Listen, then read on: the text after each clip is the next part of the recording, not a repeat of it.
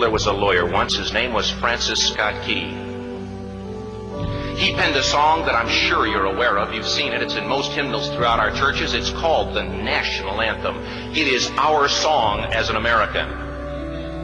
We go, however, to a ball game. We stand in our church services and we sing the words of that song, and they float over our minds and our lips, and we don't even realize what we're singing. Most of us have memorized it as a child, but we've never really thought about what it means. Let me tell you a story. Francis Scott Key was a lawyer in Baltimore. The colonies were engaged in vicious conflict with the mother country, Britain. Because of this conflict and the protractedness of it, they had accumulated prisoners on both sides. The American colonies had prisoners and the British had prisoners. And the American government initiated a move. They went to the British and they said, let us negotiate for the release of these prisoners. They said, we want to send a man out to discuss this with you. They were holding the American prisoners in boats about 1,000 yards offshore. And they said, we want to send a man by the name of Francis Scott Key. He will come out and negotiate to see if we can make a mutual exchange. On the appointed day, in a rowboat, he went out to this boat and he negotiated with the British officials. And they reached a conclusion that men could be exchanged on a one-for-one basis. Francis Scott Key, jubilant with the fact that he'd been successful, went down below in the boats, and what he found was a cargo hold full of humanity, men. And he said, men, I've got news for you tonight. You're free. He said, tonight I have negotiated successfully your return to the colonies. He said, you'll be taken out of this boat, out of this filth, out of your chains. As he went back up on board to arrange for their passage to the shore, the admiral came and he said, we have a slight problem. He said, we will still honor our commitment to release these men, but it'll be merely academic after tonight. It won't matter. And Francis Scott Key said, what do you mean? He said, well, Mr. Key, he said, tonight we have laid an ultimatum upon the colonies. Your people will either capitulate and lay down the colors of that flag that you think so much of, or you see that fort right over there, Fort Henry? He said, we're going to remove it from the face of the earth. He said, how are you going to do that? He said, if you will, scan the horizon of the sea. And as he looked, he could see hundreds of little dots. And he said, that's the entire British war fleet. He said, all of the gunpowder, all of the armament is being called upon to demolish that fort. It will be here within striking distance in a matter of about 2.5 hours. He said, the war is over. These men would be free anyway. He said, you can't shell that fort. He said, that's a large fort. He said, it's full of women and children. He says, it's predominantly not a military fort. He said, don't worry about it. They said, we've left them a way out. And he said, what's that? He said, do you see that flag way up on the rampart? He said, we have told them that if they will lower that flag, the shelling will stop immediately. And we'll know that they've surrendered, and you'll now be under British rule. Francis Scott Key went down below and told the men what was about to happen. And they said, how many ships? He said, hundreds. The ships got closer. Francis Scott Key went back up on top and he said, men, I'll shout down to you what's going on as we watch.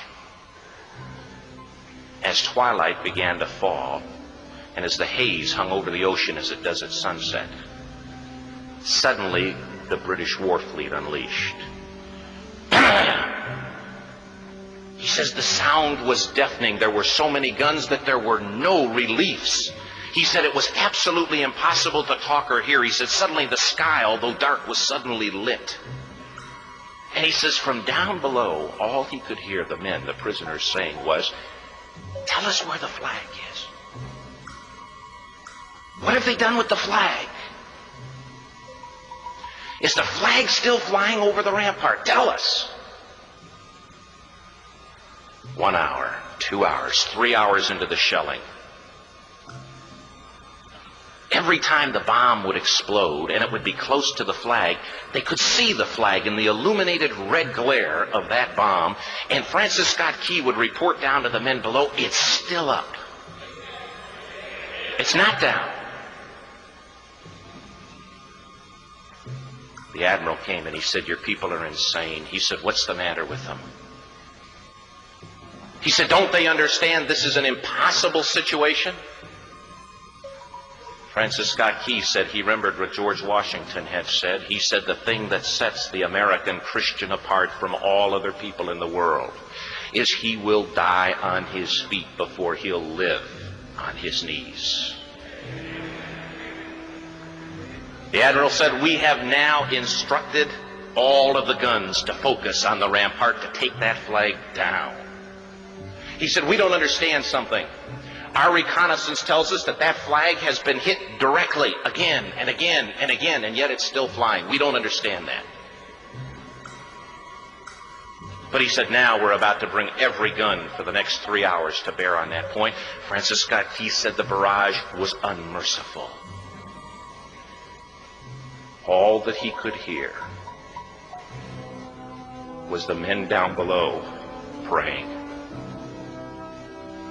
The prayer, "God, keep that flag flying where we last saw it." Sunrise came. He said there was a heavy mist hanging over the land, but the rampart was tall enough.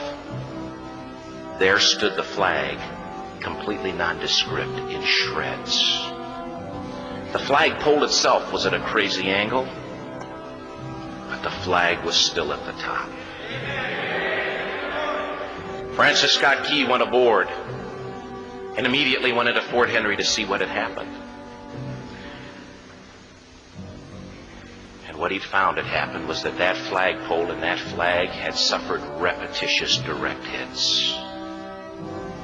And when it had fallen, but men, fathers, who knew what it meant for that flag to be on the ground, although knowing that all of the British guns were trained on it, walked over and held it up humanly until they died. Their bodies were removed and others took their place. Francis Scott Key said what held that flagpole in place at that unusual angle were patriots' bodies. He penned the song, "Oh, say can you see by the dawn's early light what so proudly we hailed at the twilight's last gleaming?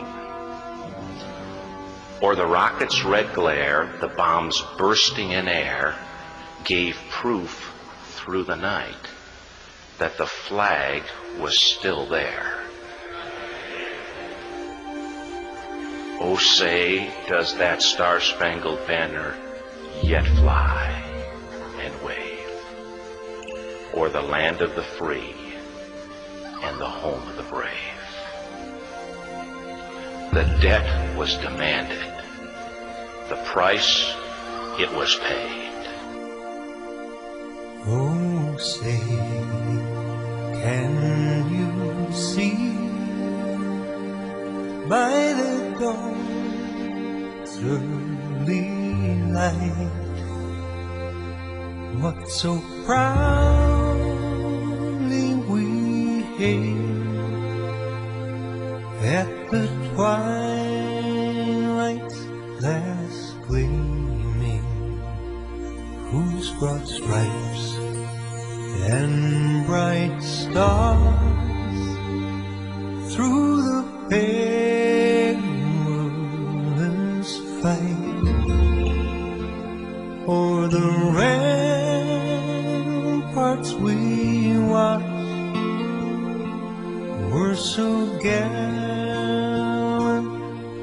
streaming, and the rockets sprayed clear, the bombs bursting in air gave proof through the night that our flag was still there.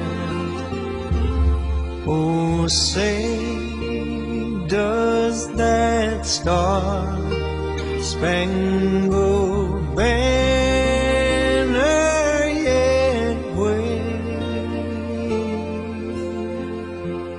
o'er the land of the free and the home of the brave. Oh, say, does that star-spangled banner yet wave